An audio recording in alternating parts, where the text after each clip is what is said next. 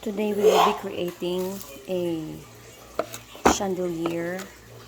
So we need this light. This is a motion detect light on. We need a cardboard, a circular cardboard. That's the size of this one of our motion light. We need the ring. We need the transparent board. I cut it into pieces. I cut it like this. I cut it like that. And I need to cover that by the sticker.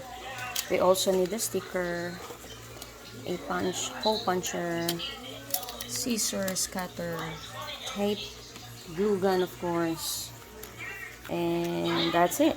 So I need to cover this one by a sticker, so later I'll be back. And I'm back. So I cover that side back to back, and this one as well. I put hole on it using this hole puncher, and then eventually I'll need to put the ring on it because that's what we're gonna hang it here. So this time I will cover the top of this cardboard, and there you have it. So I cover the part that will be exposed in our board, so later that will be the style of our chandelier. So I attach it on the side, so in any way it's reflecting. And there you go, I added this, and we have that now. I just put 6 pieces on it, and then I'll cover this part, the part that the cardboard is showing. I added more details on it. I locked it so no more cardboard is showing up.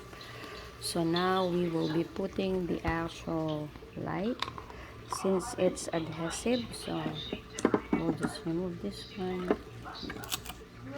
Actually it's magnetic, so you can change the battery just in case that it's kind of like low light or low battery.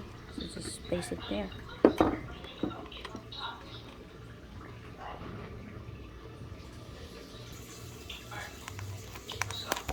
So make sure it's on automatic, so whenever there's a person, it would be detected and it will light up if it is too dark.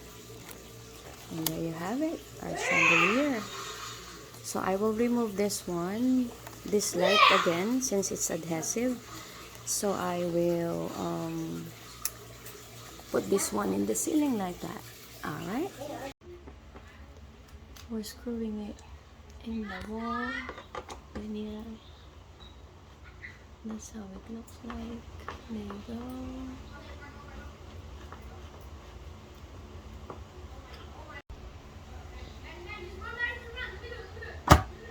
Put it in the center.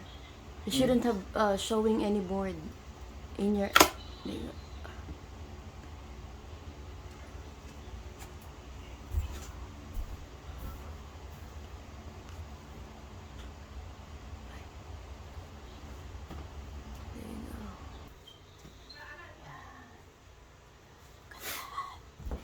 It will turn off 30 seconds without any movement.